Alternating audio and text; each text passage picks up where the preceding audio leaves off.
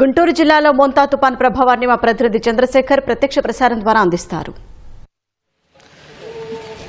ధన్యవాదాలు షాహీన్.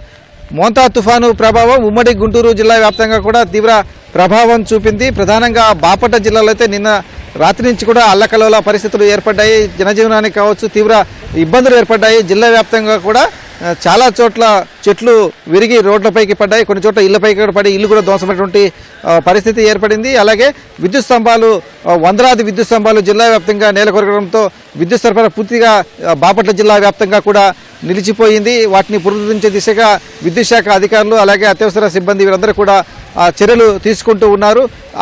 ఈదురుగాలు, భారీ ఈదురుగాలు ఉంటాయని చెప్పేసి వాతావరణ శాఖ ముందుగానే హెచ్చరించింది. కాబట్టి అధికారులు ముందుగానే అప్రమత్తమై దానికి సంబంధించి విద్యుత్ సరఫరాను పూర్తిగా నిలిపివేశారు. ఎందుకంటే ఆ గాలులు వీచే సమయంలో కరెంటు సరఫరా ఉంటే కనుక అది ప్రమాదానికి దారి తీస్తుంది. ఆ ప్రాణ నష్టం సంభవించేటువంటి అవకాశం ఉంది. కాబట్టి దాన్ని ముందుగానే గుర్తించి అధికారులు విద్యుత్ సరఫరాను పూర్తిగా నిలిపివేశారు. దీంతో నిన్న రాత్రి 9 గంటల నుంచి కూడా బాపట్ల జిల్లా వ్యాప్తంగా కూడా విద్యుత్ సరఫరా లేదు. ఇక గుంటూరు జిల్లా పైన మోంతా తుఫాను ప్రభావం చాలా తీవ్రంగా ఉంది. రాత్రంతా కూడా వర్షం కురుస్తూనే ఉంది. మనం గుంటూరు నగరంలో చూడొచ్చు. ఇంకా ఇప్పటికి కూడా వర్షం కురుస్తూనే ఉంది. చాలా చోట్ల లోతట్టు ప్రాంతాలన్నీ కూడా జలమయ్యాయి. కొన్ని చోట్ల రహదారులు కూడా నీట మునిగి వాహనాలు రాకపోవడం కూడా కొంత ఇబ్బంది ఏర్పడింది. ఈ మోంతా తుఫాను ప్రభావం కారణంగా ప్రజలు కూడా పెద్దగా బయటికి రావటం లేదు. విద్యా సంస్థలకు అన్నిటికీ కూడా 3 రోజుల పాటు సెలవులు ప్రకటించారు. దీంతో విద్యార్థులు ఎవరు కూడా స్కూళ్ళకు వెళ్లాల్సినటువంటి అవసరం లేదు. బయటికి రాకుండా వారిని అందరినీ కూడా నిలువరించారు. జిల్లా యంత్రాంగం అంతా కూడా అప్రమత్తమై ఈ మోంతా తుఫాను సహాయ చర్యల్లో పాల్గొంటుంది.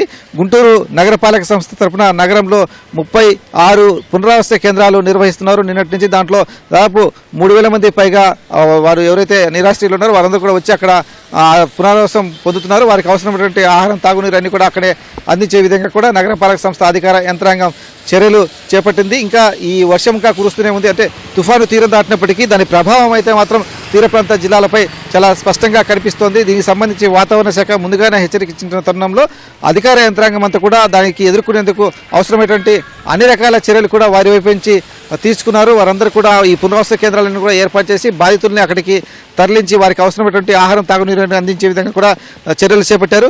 ఇప్పుడు ఇవాళ మధ్యాహ్నం వరకు కూడా ఈ భారీ వర్షాలు కొనసాగేటువంటి అవకాశం ఉంది. అయినప్పటికీ కూడా సహాయ చర్యల్లో ఎలాంటి ఇబ్బందులు లేకుండా చూడాలని చెప్పేసి కూడా రాష్ట్ర ప్రభుత్వం ఆదేశించింది. అందుకు తగ్గట్టుగానే జిల్లా అధికార యంత్రాంగం, కలెక్టర్లు, ఎస్పీలు, ఇతర వివిధ శాఖలకు సంబంధించిన అధికార యంత్రాంగం కావచ్చు, సిబ్బంది కావచ్చు, అందరూ కూడా ఈ సహాయ చర్యల్లో నిమగ్నమై ఉన్నారు. ప్రధానంగా ఈ వర్షాల కారణంగా రాకపోకలు చాలా చోట్ల ఇబ్బందులు ఏర్పడ్డాయి. అంటే రోడ్లపైకి వర్షపు నీరు చేయడం, మరికొన్ని చోట్ల ఏదంటే చిన్న చిన్న వాగులు, చెప్టాలు ఇవన్నీ కూడా పొంగి పొర్లుతూ ప్రవహిస్తూ ఉన్నాయి.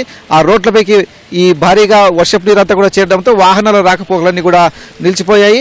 విద్యుత్ సరఫరా కూడా పూర్తిగా చాలా చోట్ల కూడా ఆగిపోయింది. కొన్ని చోట్ల అంటే ఈ వాగులు, వంకలు పొంగి పొర్లుతున్న కారణంగా అక్కడికి వెళ్తే ఇంకా ప్రమాదం, కొట్టుకుపోయేటువంటి ప్రమాదం ఉంది. కాబట్టి అక్కడ పోలీసులు కూడా నియమించి ఈ వాహనాలన్నీ కూడా తిరగకుండా అయితే వాళ్ళు కట్టడి చేస్తూ ఉన్నారు. వాగు ఉద్ధృతి ఇవన్నీ తగ్గిన తర్వాత మాత్రమే ప్రజలు ఆ మార్గాల్లో రాకపోకలు సాగించాలని చెప్పేసి కూడా పోలీసు అధికారులు స్పష్టం చేస్తూ ఉన్నారు. ప్రధానంగా పల్నాడు జిల్లా పరిధిలో ఈ వాగులు, వంకలు ఎక్కువగా పొంగి పొలుతున్నటువంటి పరిస్థితి కనిపిస్తోంది. బాపట్ల, గుంటూరు జిల్లా కంటే కూడా అక్కడ ఆ వర్ష ప్రభావం ఎక్కువగా ఉండటంతో ఆ వాగులు, వంకలను కూడా తీవ్రంగా పొంగిపొలుతున్నాయి. ఇప్పుడు ఆ వరదంతా కూడా మళ్ళీ గుంటూరు మీదుగా బాపట్ల జిల్లాలోకి ప్రవేశిస్తుంది. కాబట్టి ఆ తర్వాత మధ్యాహ్నానికల్లా ఈ ప్రాంతంలో ఉన్నటువంటి వాగులు, వంకలని కూడా నిండిపోయేటువంటి అవకాశం ఉంది. ఎందుకంటే ఆ వర్షపు నీరంతా కూడా మళ్ళీ ఈ వాగులు, వంకల ద్వారా సముద్రంలోకి వెళ్లాల్సి ఉంటుంది.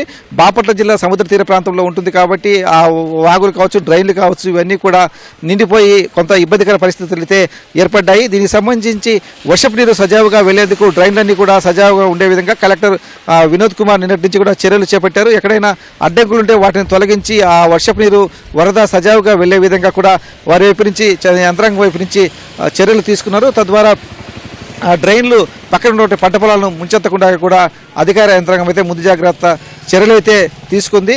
మొత్తంగా చూసుకుంటే ఈ ఉమ్మడి గుంటూరు జిల్లా వ్యాప్తంగా కూడా ఈ మోంతా తుఫాను తీవ్ర ప్రభావం చూపించిందనే చెప్పాలి. కెమెరామెన్ అలీతో పూర్ణ చంద్రశేఖర్, ఈటీవీ న్యూస్, గుంటూరు.